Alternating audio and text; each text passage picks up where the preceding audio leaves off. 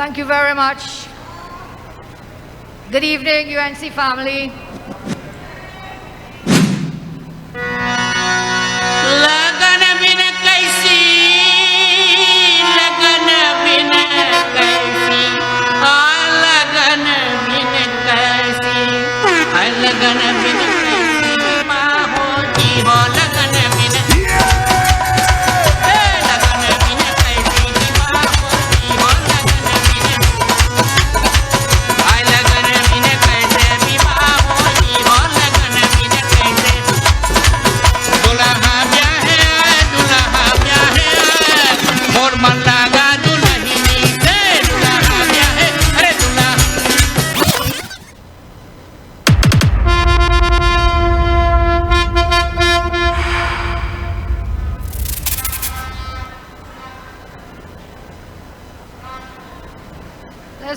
Put your hands together for the dancers.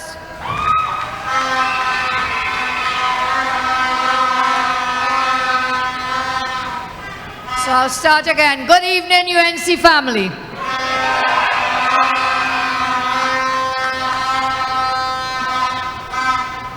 I'm very, very happy to be here after such a long time. I was listening to the broadcast on my way, and I heard Councillor David Law talking about the fact that for 2 years we could not meet person to person, face to face because of the pandemic lockdown.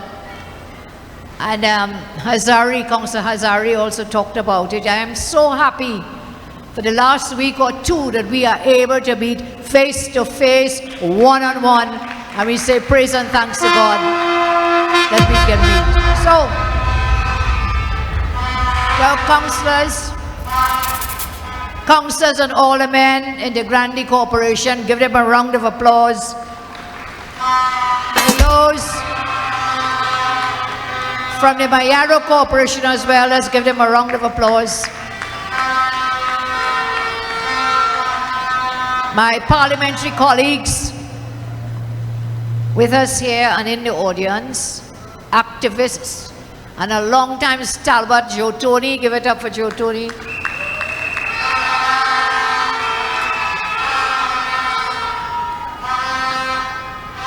You know, last night I thought we were in a massive meeting in Central. But I think, Grandi, you all had to compete, whether last night or tonight, which one is more massive. Thank you for the crowds, the activists, the supporters who are out here with us tonight.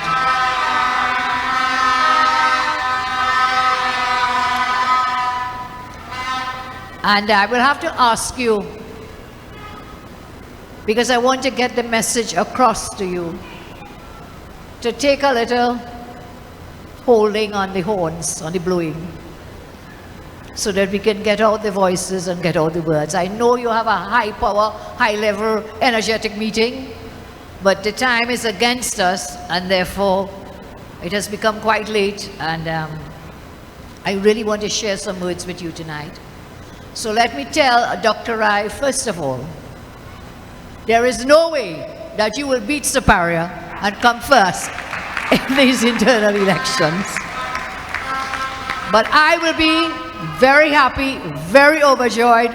Let us put the challenge out to every constituency so we'll get a bumper crowd, bumper voting come Sunday the 26th. Agreed? We in agreement with that? So Tokosani Grandi, are you ready? Mayaro, are you ready? Komoto Manzalina, UNCN, proud, very proud. So I talked to you about what's happening with this PNM, People's National Movement. We have shared with you, we've talked with you about the fact that there is now a pedophile national movement in Trinidad and Tobago. And we have to ask the PNM to tell us who these pedophiles are. Then we saw another minister, the Attorney General, going to a court in Florida and lying on a court document on oath in a courthouse. So we got a perjury national movement. And now, PNM again, we now have a minister committing the highest academic crime that any person can commit, and that is plagiarism. Foster Cummins committed the academic crime of plagiarism at the University of the West Indies. So we now have a plagiarist national movement. You could help me guess what will be the next movement that they have? Saddam will tell you about that next time he speaks. So there are all kinds of things, all kinds of corruption. Everything that you should not do, they're doing.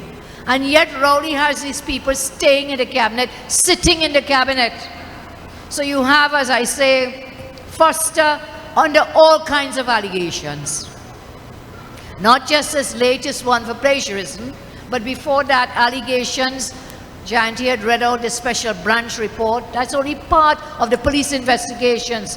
Let us not also forget that he's under investigation for financial transactions by the FIU. People are forgetting that one. He's under investigation about land grabbing. It looked like some of them, they're thieving land, they're thieving house, and now they're thieving people's words. That's what plagiarism is about. They take somebody's word to thief it and claim it as their own. And when he comes to say he made a mistake, you hear lie, that is a big lie. I have the transcript here from the University of the West Indies. And I called him out in Macaulay. I said, tell us whether you did X, Y, P, Q.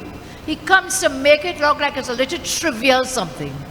I saw it's nothing, it's small business. But I want to remind you, and Professor Watson in an interview today said it, the greatest crime you can commit in the academic world is plagiarism. Do we understand what it is? It is where you take somebody else's words and you put it out as though they're your words. Fraud, that is a kind of fraud, academic fraud. And this is what he did. But when he's interviewed, see the Express today front page, master mistake, he says, well, look, you know, he just didn't put footnotes to reference where he took out the words and the quotations from. Just some mistake, something very, very small. This is very huge. This is a transcript from the University of the West Indies. It doesn't say what he's telling us. What it tells us is this. Student name, record of Foster Cummins at the University of the West Indies. What was he studying at the time? A Master of Science in what? In government. He was studying for a Master of Science in government. And then it goes on to tell us, this transcript, student prohibited from registering for 1 academic year due to plagiarism. Student prohibited. He's not saying that, he said he withdrew. He didn't withdraw. He was prohibited, he was stopped, he could not continue because of plagiarism. Understand it, so they come with nice fancy words that he made some mistakes and he learned from his mistakes. That fellow will never learn, because every day and every week is some new allegation against Minister Foster Cummins. And what is he Minister of? Youth Development. The thousands of our young people in school, in university, is this what you're telling them to go and do? And to say you are talking about making a mistake about references, this is plagiarism. What is the example you are setting for the young people as a Minister of Youth Development? And Rowley has this man who is under several police investigations, and now this latest fiasco of plagiarism, sitting in his cabinet. Still sitting there, they don't care. All they care about is eat a food. So we call on Rowley, because Foster not going on his own. Rowley has to fire Foster forthwith. He must go now. He must go now. And then he has an Attorney General. The greatest sin you can commit as the highest office in the legal profession is to go to a courthouse and lie. We have an Attorney General who's brought shame and scandal to the people of Trinidad and Tobago by lying in that Florida court. And he is still sitting in the cabinet. Still sitting in the cabinet. And then you have Rowley himself, who got a great gift, a discount for a townhouse in Tobago, a discount. Well, that is with the Integrity Commission now. So, why are we here? We talk about the 18 stars and you come out on the 26th. Let me remind you, first of all, some people seem to be muddling the dates. The election is on Sunday, 26th June. You will vote from 8 a.m. till 6 p.m. But guess what? You must carry your national ID card. Your party card will not suffice. You cannot vote with a party card. Why you must carry a national ID card? It has your face on it. Anybody could pick up a party card and bring it and say, I am this person. No. So your name must be on the membership list. You must bring a national ID as a photo ID. And it's important as well because some people resigned from the party. Some people were expelled from the party. So not just because you have a card, it means that you are on that list. And I'll share something with you. When Sadiq Baksha left the UNC and he went to join up to form the COP, he took the membership list with him, the UNC list. And what he did, he started to send out cards, COP cards, to the UNC membership. The fellow so didn't know what he was doing. He sent a COP card to Dr. Gregory Bisesa, my husband. And so that is why there would be UNC persons who may still have a card, but they may not, they would have joined another party. They would have joined another party and therefore be disqualified from voting. So what we want to do this year, in addition to coming out with your national ID card and coming and casting your vote, and we're going to have a form. And when you come and you say, look, I have a UNC card, we are going to take your data and your information. So once and for all, we can check back to make sure and regularize you. You still will not be able to vote if your name is not on the list on the 26th. We would love all the votes. But as I say, you may have persons in there who are not bona fide members.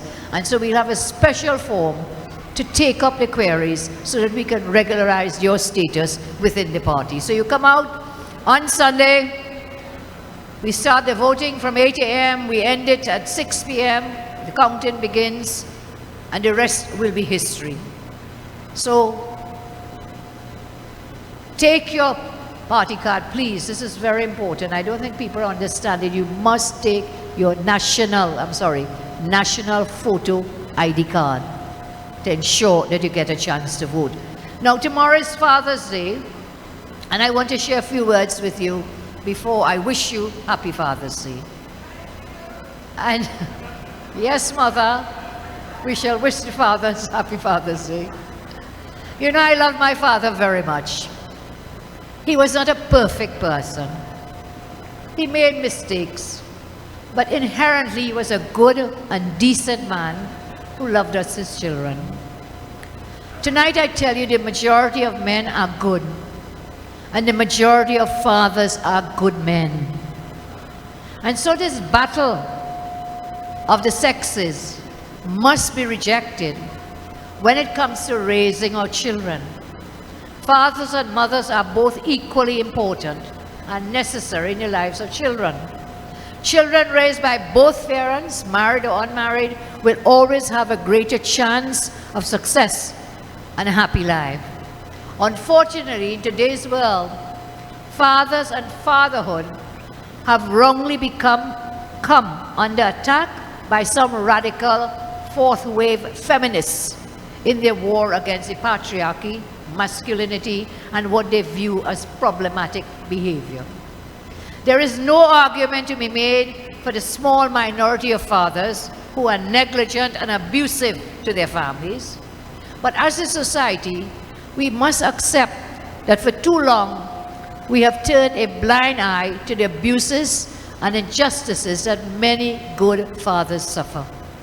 Many of these abuses and injustices against willing fathers are allowed to happen because socially and legally, when it comes to access to children, the views, the norms, the thinking of people, they're skewed towards mothers. They're skewed towards mothers. And I want to quote something for you tonight before I close on the Father's Day issue.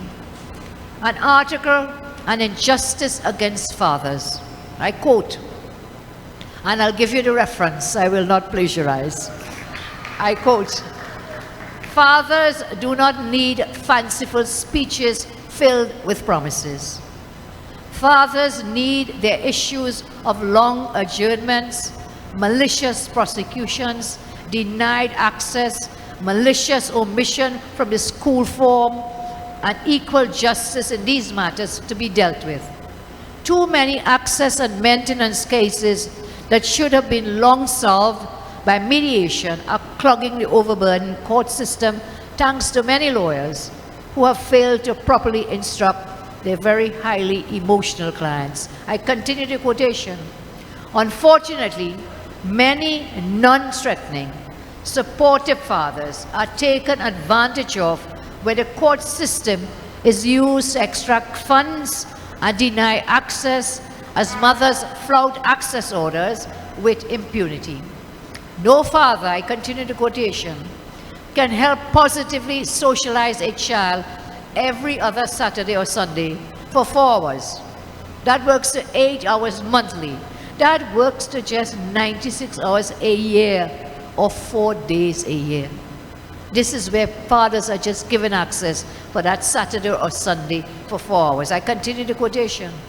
"The worrying absence of non-threatening, supportive fathers is shown in our crime stats, as according to criminologists, many juvenile delinquents come from homes of absent fathers." This quotation comes from the Barbados Today, published May 13, 2020. And so children who have a strong male person in their lives, they have a better chance at success.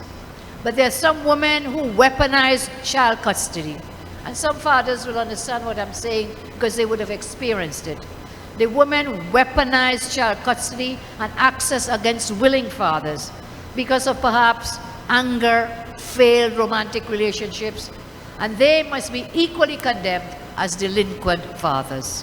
Today I stand with all the willing and good fathers who have been victims of malicious prosecutions, who have been denied access due to unjust weaponization of child custody and access. As a society, I say we must stand by our fathers. We as a society must change the factors surrounding the idea that fathers are less nurturing than mothers. And tonight, whilst I'm saying this, my goodly center had no idea I'd be saying this, and there he is nurturing his young daughter in his arm, Anna Roberts. A caring and loving father. Today I say to all willing and supportive fathers who have suffered abuses and injustices in their attempts to be part of their children's life, I say to them, fathers, do not ever give up to be a part of the lives of your children. As you, I will always love my father dearly. You should love your father too. Happy Father's Day to all of you, as I thank you. Now I know when I'm finished with this, by tomorrow, some feminists will come out to tell me, but I do believe God created us man and woman. He didn't create us to be opposite or opposite. He didn't, when he was creating woman, he didn't create the woman from the head of the man, because the woman feels she's boss. We still feel we are the bosses, but he didn't do it from the head. And he didn't create woman from the foot, because then the fellas feel they are the bosses and we are in fear. What did he do? Side by side, from the rib, he created man and woman. So together, side by side, we can work to build our nation. We can work to build the human race. And there is a Chinese proverb which says,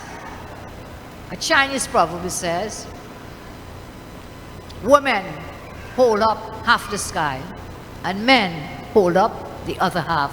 So together we hold up the entire world. So take it in stride, deal with it. I know we have issues in families stemming from the women, stemming from the men, but if we are to make whole children and a whole society and a country, we have to work it out together. So all those things I share with you tonight, out of the love that I have for all of you, and that we should have for each other as a one human race. But I have to take some blows. I have to take some blows. Give me a chance. I have to drop some blows. Because tomorrow is also Labor Day. Tomorrow is Labor Day. And the working class is under threat by this PNM wicked, corrupt government. Everyone is suffering. We are celebrating the 85th anniversary of the founding of the modern trade union movement in TNT. And at a time when workers are facing increasing challenges, worsening economic conditions as a result of this wicked, incompetent government. I saw today, Nasser, I saw today that TSTT has hired TV Kamal Georges from CNC3. I don't know how much they're going to pay Kamal Georges. I don't know what is the relationship between Kamal Georges and the CEO of TSTT. I don't know. But I'm sure somebody will tell us. And so he's hired there. We don't know what price, what salary, but at the same time, is over 400 TSTT workers have to go. How can you find extra money to hire a communications person to do what? To tell the workers shut up and go home? Over 400 TSTT workers to be sent home. And you're hiring people when you say the company has no money. And there we are, instead of progression, instead of upliftment of workers in this country, we are seeing a regression of the policies, of the programs that we had put in place for the working people and for the vulnerable. This administration, do not forget, they have been presiding over the loss of over 120,000 jobs, you know. Not 100 jobs, no. 120,000 jobs. One of our speakers before told you about the salary negotiations and the 001. When we were there, we settled over 143 wage negotiations. We gave packages that people could have a living wage. None of that is of any priority to this government. So we celebrate, as I say, the time of Labor Day in very, very dark times with great suffering. And the government has not put one plan, one policy, nothing in place to show us how they will grow jobs, how they'll create jobs, how they'll create revenue to ease the suffering of the people of Trinidad and Tobago. Again, you'll say, Kamala, why are you talking about the PNM? This is a UNC election. Well, friends, if we don't talk about the PNM, they will stay there forever, and we have to make sure Rowley must go. Rowley must go. They must all go. They must all go. So if we stand on this platform, Khadija attempted to explain where somebody is saying, why don't we talk how we are building the party? What do you think we are doing here every night? Every night we're in a different part of Trinidad. Every night we're talking to you and sharing to you our plans, our programs, and we're pointing out and exposing the PNM. That's what we are doing to build our great party and make it even greater. That is why we tell you we have the track record. We tell you we have the plans, we have the policies, we have the programs to create the jobs. We did it before. We created over 56,000 new jobs. We have the plans. And when we did that, we did not raise a single tax in the 5 years I was Prime Minister of our country. We did not raise one tax. Not one. Not one. There were no job losses. What we had instead, there would be job losses from one place to the next. But there was not this massive amount of job losses. Instead, we were growing the jobs. So we have the plan. They have done everything wrong that they could possibly do. And each time we speak, we will continue to expose them. So Sunday the 26th is the first step towards retaking government in Trinidad and Tobago. That's our first step.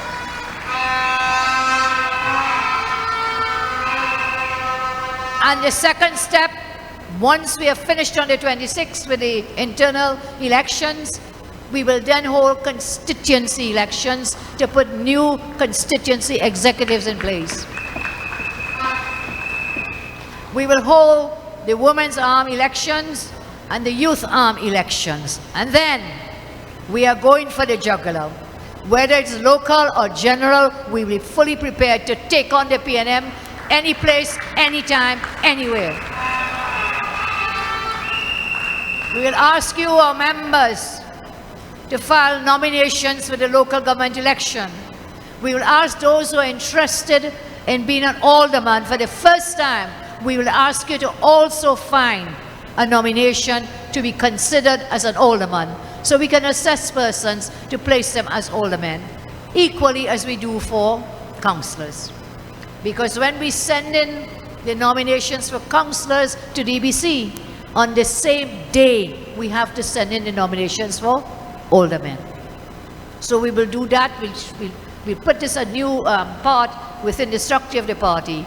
Anyone who's interested will be free to file a nomination to be a candidate as a councillor and to file to be an alderman for a great party. So these are some of the steps we will take to prepare the party further for whichever election they may call, local or general election. We know the local is due later this year. The general could be even before the local. And the way they're going, I don't think they can last. I think they're on the ropes, they're crumbling, they're mashing up, and we have to make sure we stamp it in their faces, we push them out and expose all the corruption that they have. So I ask you tonight, are you ready?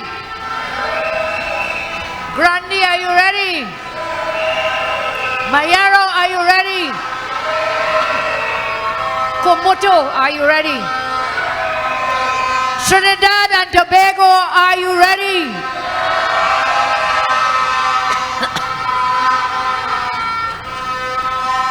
I say to you tonight, I am Kamala Sushila Prasad Bisesa, and I am UNC, and I'm proud. Let's say it together, I am UNC, and I am proud. Thank you. God bless you. Go back safe tonight. And I was very proud when I was driving up here. I remembered something and I said, where are we? Because where I'm coming from is a little far. But I must commend the Grandi councillors. No matter which part of Trinidad we have a meeting, these councillors and your alderman, Susan, they are there. Full support, full support. I thank them for that. And there are many others who are everywhere as well, but they have a special place in my heart and in the heart of the people of Grandi. So you all better make sure we win in Grandi and in Komoto in these rounds. Mayaro councillors are just as good, so for them as well, we thank you. And Hazari, I know we go back, but you don't have to tell them how many years. Hazari, where is he? Yeah, when you say how much years you know me and think, man, I am younger than you. You are dating me when you do that. So I was saying I was very proud when we were driving. I said, where have we reached? I've seen the roundabout here. I feel this is Valencia, the Valencia bypass road. And I was telling my husband, well, that's what I'm going to tell you. I was telling Greg, my husband, I said, Greg, former MP, great soul, may he rest in peace, Rupert Griffith, who was the MP for Grandi when I was Prime Minister. And Rupert would come to cabinet every week. Prime Minister, I want this road, I want this bypass. I said, Rupert, why you want this road? Nobody living there, it's only forest. Because when you drive through the bypass, it's still only forest. And he told me, he said, no, Prime Minister, he says, that bypass road will bypass all the traffic on the other side. And it's true. And so we built the road for the people of Bradley. We built it. God bless you all. Thank you very much. Those of you can join us on the 26th after you vote.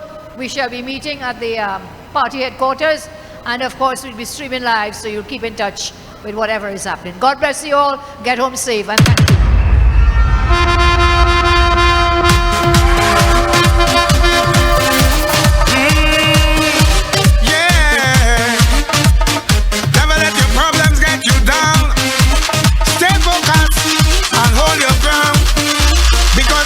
Kill you should make you stronger.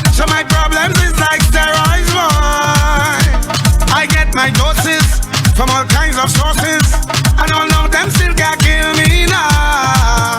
You see, as them sink me under ISO, ride out the storm, them just like a boat. So as the box me down, so I get up. They have to wonder how others get up. And every crack I see, I just see through. And by the help of God, I just get through. I just won't stop. I feel like hope. Move any mountain, I trample any building like hope.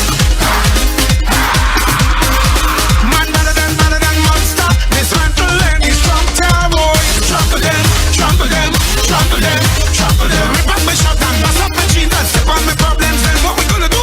Trample them, trample them, trample them. Kick out them, kick out my problems, kick out my problems.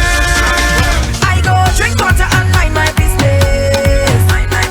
Drink water and mind my business. I go drink water and mind my business. Drink water and mind my business. Who me? I don't watch people, man. I'm looking for house and land. Who me? I don't watch people things. I's a queen, I have my own king. Or some of them just talk the most, like they know it all. Ask them how they get their Gucci purse. I go drink water and mind my business. Drink water and mind my business. I go. You got an accent, but we not really different. 99, 1% love to wine, represent all that we want to see. Happiness, prosperity, I for you and you for me. Cause if you cut me, you go see blood. And if you squeeze me, you go feel the love. We are